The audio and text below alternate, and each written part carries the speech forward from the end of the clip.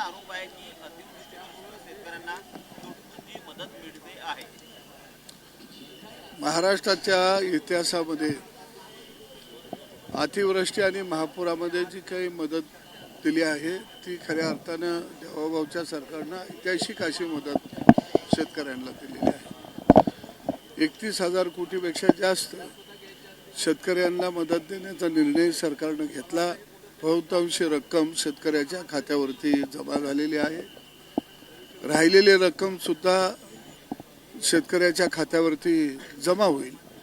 म्हणून मला वाटतं की अतिवृष्टीमधल्या आणि महापुरामधल्या अडचणीत सापडलेल्या शेतकऱ्याला यापूर्वीच्या कोणत्याही सरकारनं वेगवेगळ्या पद्धतीनं मग असेल, जनावरं मयत झालेले असतील, पिकांचं नुकसान झालेलं असेल, विहीर गाळानं भरलेले असतील, यामध्ये मोठ्या पद्धतीनं मदत देण्याचा प्रयत्न सरकारनं केलेला आहे।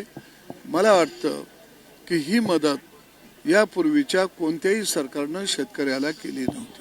बिबट्याची जी आहे संख्या वाढलेली आहे। आपण जर बघतो बिबट्यांची जी संख्या आहे महाराष्ट्रात वाढलेली आहे। नाशिक असेल, जुन्नर असेल, तर नागपूर शहरात सुद्धा बिबटे दिसायला लागले। त्या त्रास आता मोठ्या प्रमाणात मानवी वस्तीमध्ये वाढायला लागला। याकडे सरकार अपेक्षित करत आहे। निश्चितच महाराष्ट्रातला शेतकरी आसमानी संकटाचा सामना करत आहे आणि त्याच्या जोडीला वनप्राण्यांचं संकट महाराष्ट्रातल्या शेतकऱ्यावरती मोठ्या प्रमाणामध्ये ओढवलेलं आहे।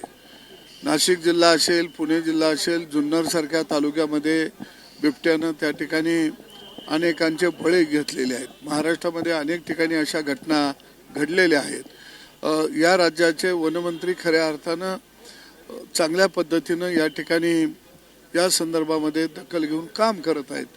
परंतु खाली अधिकारी पातळीवरती ज्या पद्धतीनं नियोजन तयार केलं पाहिजे तसं केलं गेल्याचं दिसून येत नाही आहे। अनेक प्रस्ताव आम्ही लोकप्रतिनिधींनी सुचवलेले आहेत, त्याला गती देणं अत्यंत गरजेचं आहे। आणि वनमंत्र्यांनी काल सांगितलं की आम्ही जंगलामध्ये शेळ्या सोडू, पण मला वाटतं हरणं आणि भेकरं याची संख्या वाढवावी लागेल, ते सोडावी लागतील। कारण शेळी हा असा प्राणी आहे की तो गरीब प्राणी आहे। तो जंगलात सोडला तर कुठला तरी एका बाजूला झाडाखाली तर बसेल, नाहीतर तो बाहेर तरी निघून येईल। आणि दुसऱ्या असं होऊन जाईल की त्या शेळीला शोधण्याच्या नादात काही लोक आत जातील आणि परत आणखी बळींची संख्या वाढेल। आणि म्हणून मला वाटतं की त्याच्या बाबतीमध्ये सकल विचार होणं अत्यंत गरजेचं आहे। रोग वेगळाच आणि निदान वेगळाच अशा प्रकारची प्रक्रिया आहे का? रोग वेगळा, निदान वेगळा नाही, असं आहे की बऱ्याच वेळा अधिकाऱ्यांची टीम गाईडलाईन्स करत असते आणि मग काही वेळा आजार हाल्याला असतो आणि इंजेक्शन पकालीला होतं।